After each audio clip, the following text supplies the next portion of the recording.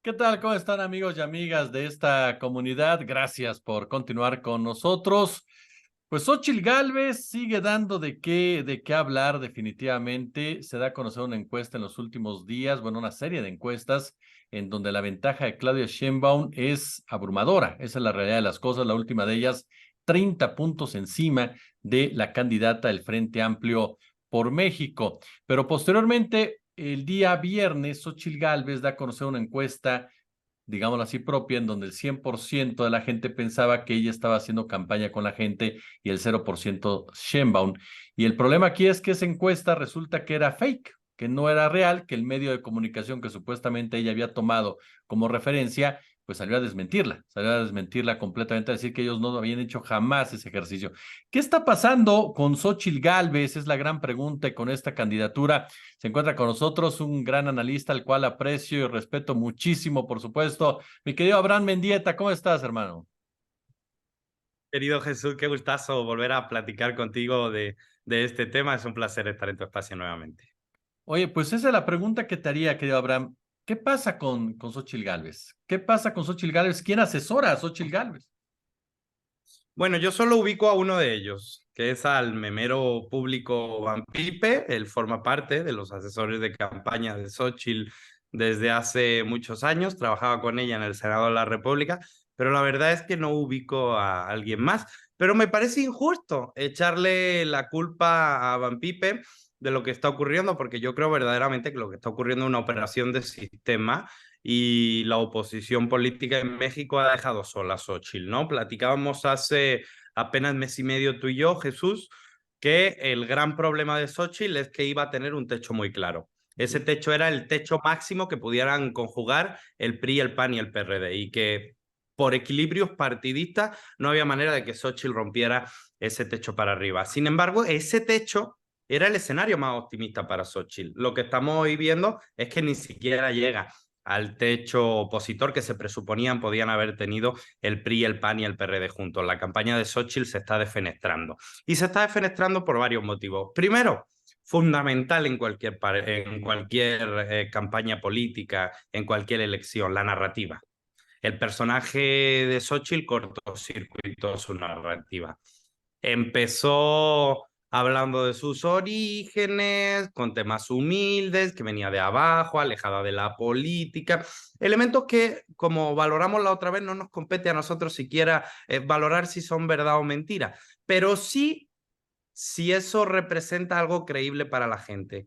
Y definitivamente no lo fue, porque 1.500 millones en contratos públicos y privados después cortocircuitaron esa narrativa. Una casa chueca comprada a un precio muy inferior a un constructor al que Xochitl había beneficiado siendo gobierno de la Miguel Hidalgo, cortocircuitó esa narrativa. Y una tesis, ella lo llamaba un trabajo, pero plagiada, que ella misma reconoció efectivamente ese plagio, terminó de cortocircuitar esa narrativa y hizo que personajes vergonzantes, mira lo que voy a decir, porque lo voy a decir con mucho respeto, Jesús, hizo que personajes vergonzantes se avergonzaran de Xochitl Gálvez. O sea, hizo que a Alito Moreno le diera vergüenza salir a defender a Xochitl Gálvez. No, estamos llegando ya a un nivel de decadencia moral en la oposición donde incluso a personajes con una moral muy laxa o públicamente defenestrado, ya ni siquiera se atreven, ¿no?, a defender a Xochitl. Se quedó sola, le dieron la espalda a todos los partidos políticos, empezando por el suyo, por el Partido Acción Nacional. Queda claro que Xochitl no tenía estructura política de ningún tipo, era un personaje que podía tener ciertas virtudes en algún momento, la irreverencia, pero el problema es que esas virtudes se convirtieron al final en defectos. Esa irreverencia que mostraba Xochitl se convirtió finalmente en grosería pública bastante desagradable y penoso de ver para la mayoría de los espectadores. Y al final hubo un fenómeno fallido. Un fenómeno fallido en el que yo a día de hoy no te puedo ni asegurar que la oposición decida mantenerla como candidata al momento de que se registran las candidaturas, que todavía faltan unos meses para eso, ¿no? Yo creo que en ese escenario estamos, Jesús. Ahorita que mencionabas esta debacle de la oposición, aún cambiando a Xóchitl Gálvez, parece que no tienen opciones realmente de poderse levantar, porque ubicamos a Xóchitl Gálvez, por supuesto, en todo ello, porque ellos mismos fueron los que la pusieron ahí en ese sentido, pero ¿qué pasaría si cambias a Xóchitl Gálvez, pero mantienes al PAN y al PRI siendo partidos que realmente tienen tantos negativos? Pasaría que en el mejor de los casos seguirían teniendo el techo electoral de la marca partidista. O sea, verdaderamente la oposición no tiene un buen camino. La oposición no tiene un plan B. Xóchitl fue un plan A de emergencia porque fue lo único que encontraron, pero ni siquiera construyeron un plan B, ¿no? A Beatriz Paredes podríamos decir que sí, que la maltrataron públicamente para imponer a Xóchitl, pero más allá de las narrativas, seamos sinceros, tampoco Beatriz Paredes hubiera tenido un mejor resultado que Xóchitl Gálvez, ni Santiago Krill, ni mucho menos Lili Telles, Margarita Zavala, Gabriel Cuadri. El problema es el entorno con el que se ubica estos personajes, ¿no? Y es triste porque, bueno, supongo, es triste para ella. A mí en términos políticos, más allá de lo feo que pueda verse, que se caiga la candidatura de Xóchitl, pues no me parece dramático porque no confío en ella. Pero es triste porque el único que se quedó a su lado fue Vicente Fox.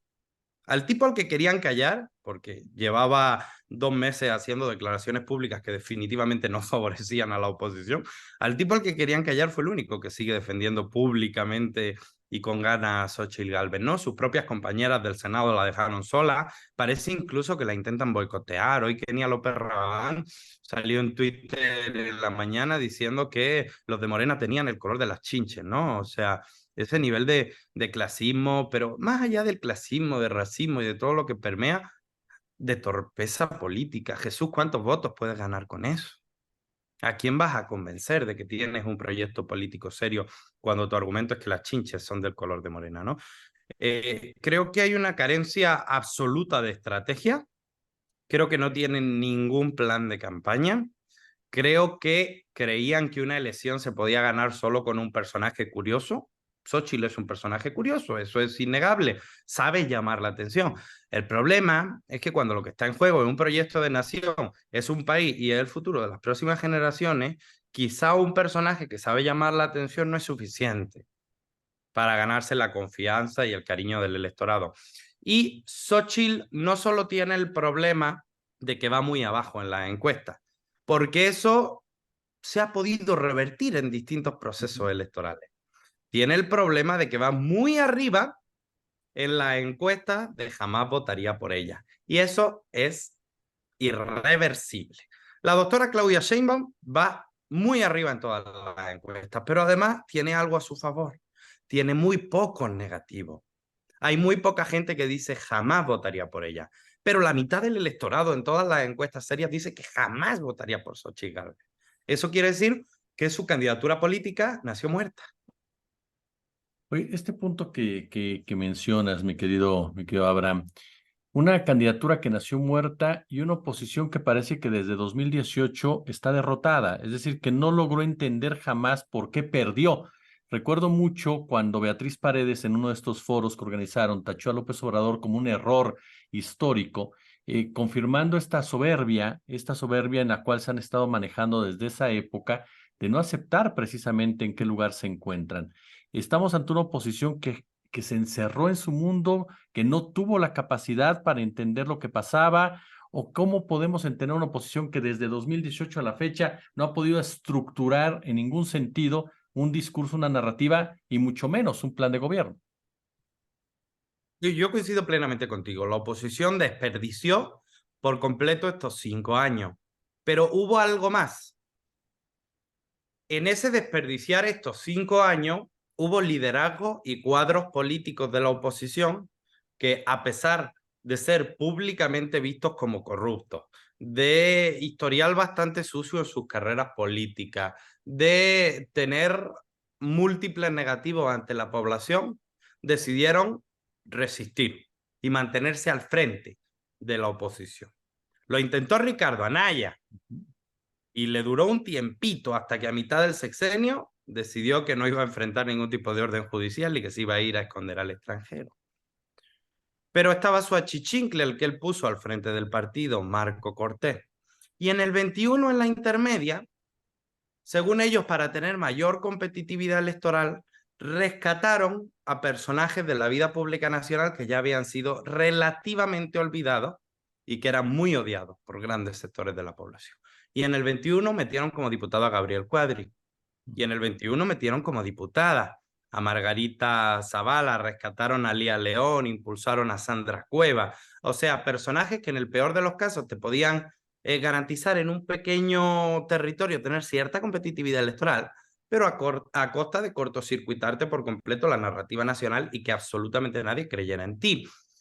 Y lo peor, Jesús, para ellos, para mí que soy una persona de izquierda, es una buena noticia, es que van a repetir ese error, porque en las plurinominales de 2024 va Ricardo Anaya y va Cabeza de Vaca. ¿Eso qué quiere decir? Que van a seguir aferrándose a sobrevivir de la política durante todo el tiempo que las vidas les permita a estos cuadros políticos y a estos liderazgos. ¿Qué quiere decir? Que no va a haber una renovación seria en los partidos de oposición. Si alguien se tomase en serio la competitividad electoral de los partidos opositores, lo primero que hubiera hecho es acabar con las marcas partidistas PRI, PAN, PRD y fundar un nuevo partido político. No hacer una alianza y ponerle el nombre que tú quieras encabezado por Claudio X, no. Acabar con las marcas electorales porque tienen una cantidad de negativos. O sea, nadie, Jesús, nadie que sea candidato del PRD puede ganar una elección importante en este país. Por mucho que fuera el mejor cuadro, por mucho que tuviera el mejor programa, no hay forma de que alguien que lleva la marca del PRD consigo gane una elección. Y así pasa a grandes rasgos con el PRI, con el PAN, podrán ganar puntualmente alguna alcaldía, incluso remotamente alguna gobernatura, pero definitivamente nunca van a controlar el mapa político nacional en un momento en el que la marca morena está a 2/3 de aprobación y las marcas partidistas opositoras están a 2/3 de desaprobación. No hay forma, ¿no? Esta circunstancia, Abraham, en donde efectivamente la candidata se va cayendo, donde las marcas no están generando lo que ellos creen que hubieran podido generar, se enmarca en una declaración muy polémica de Felipe Calderón, en donde de plano le pide al ejército que sea garante del resultado final 2024, le pide a Estados Unidos que se meta, le pide a los empresarios que financien. Es una desesperación ya por parte del lado de la derecha, del lado de la oposición, o tú consideras que sí hay que tomarle relevancia a Felipe Calderón con este espíritu golpista que manifiesta en cada una de estas expresiones? Todas las expresiones en contra de la democracia son relevantes. Son relevantes porque atentan contra el acuerdo común que nos damos para vivir en sociedad. Así que sí, son relevantes. Pero también, Jesús, como tú dijiste en un primer momento, emanan de la desesperación. En este caso yo no veo contradicciones. ¿Es relevante porque atenta contra la democracia? Sí. ¿Emana de la desesperación plena? También, cómo no. Fíjate que Felipe toca varios temas que pueden nuevamente cortocircuitar la narrativa opositora. Por ejemplo, ellos llevan todo el sexenio diciendo que Andrés Manuel es un autoritario, que falta democracia, y le piden al ejército y a un país extranjero que supervise esa democracia. Llevan todo el sexenio diciendo que Andrés Manuel está militarizando el país y le piden al ejército que tome un papel activo en la democracia. No, definitivamente cortocircuita su ya bastante débil discurso. Pero por otro lado, claro, forma parte de la desesperación extrema en la que se encuentran estos personajes, ¿no? Felipe se encuentra no solo en un repudio público monumental, sino en un mal momento personal en el que salió a la luz todos sus acuerdos con la delincuencia organizada, cómo sus principales manos ejecutoras estaban al servicio del crimen, cómo se robó una presidencia a la mala para impedir que un hombre que ganó las elecciones democráticamente llegase al poder. Definitivamente Felipe está en un momento triste porque la narrativa con la que construyó su papel está por los suelos, pero su figura pública está aún peor. E incluso está muy mal visto por sus compañeros, ¿no? Y muestra de ello es que a Margarita Zavala, como consecuencia de las torpezas de Felipe y de sus enemigos, ni siquiera la dejan competir seriamente, ¿no? Que no desresponsabilizo a Margarita Zavala de torpezas políticas como las que tuvo en 2018 o en la fundación de su partido fallido México Libre, ¿no? Pero queda claro que ese dueto político Calderón-Zavala está bastante mal visto en el PAN. Hay un Y punto. fuera del PAN, aún peor. Oye, Hay un punto en este marco. Se da a conocer estos días también, Abraham, y te lo pregunto porque tú has estado muy pendiente de todo ello. Se da a conocer que se da una alianza entre Monreal o un grupo cercano a Monreal con el grupo de Marcelo Ebrard en la Cámara de Diputados. Marcelo Ebrard insiste, tengo pruebas de que hubo irregularidades en el proceso interno de Morena. Estos son los riesgos que puede enfrentar Morena de aquí al 2024, porque planteando el escenario como lo estamos viendo, pues parecería que Morena tiene que llevar la pelota a la otra cancha. Es decir, prácticamente la tiene ganada. ¿Qué es lo que podría tropezar en un momento dado a Morena? ¿Este tipo de situaciones con Ebrard o cómo lo podemos dimensionar? Bueno, yo creo que el consenso que hay dentro de las bases militantes de Morena, dentro incluso de la dirigencia o dentro de los simpatizantes ajenos al funcionamiento partidista de Morena, es bastante amplio con Claudia. Y yo te repito lo que te platicaba la otra vez, ¿no? Yo que apoyé públicamente a Dan Augusto, me siento a gusto con Claudia, ¿no? O sea, definitivamente es un perfil al que todos los que simpatizamos como, con la Cuarta Transformación nos sentimos profundamente afines. Y creo que ese consenso sí permeó prácticamente la totalidad de los simpatizantes y militantes de Morena, ¿no? Creo que todo el mundo tiene derecho a plantear sus inquietudes, a decir lo que considere de los procesos, pero en ese sentido el liderazgo de Claudia es muy firme entre quienes simpatizamos con la Cuarta Transformación, ¿no? Y más allá de los debates democráticos que deben suceder dentro de todas las organizaciones políticas, queda claro que Morena es un partido que tiene mucha estructura, que esa estructura política está trabajando no solo para que Claudia Sheinbaum gane la elección, sino para que ganemos la mayoría en la Cámara de Diputados, en la Cámara de Senadores, en los congresos locales, en la mayoría de alcaldías, y creo que en ese sentido Morena está funcionando muy bien. Los partidos políticos tienen distintos objetivos, pero hay un objetivo que es inalienable de cualquier partido: ganar elecciones. Más allá de todos los demás que lo acompañan, lo permean, lo dotan de sentido y origen y dirección. Morena es un partido perfectamente funcional para ganar elecciones, pero también para hacer cambios culturales, pero también para pero también para defender gobiernos propios en los estados. Así que la funcionalidad del partido Movimiento Morena creo que está funcionando a pleno rendimiento. Pues creo que Morena es muy efectivo en este momento, no solo ganando elecciones, sino también utilizando las victorias electorales para conseguir las transformaciones sociales, políticas y culturales que busca.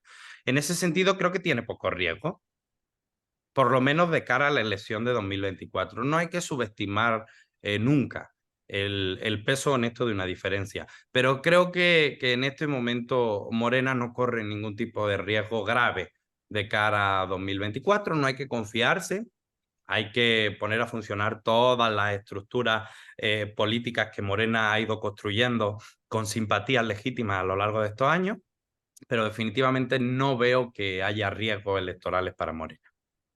Mi querido y admirado Abraham Mendieta, siempre es un gusto y un placer platicar contigo, oye. Al contrario, Jesús, tú sabes que es un placer conversar en este y en todos los espacios públicos contigo.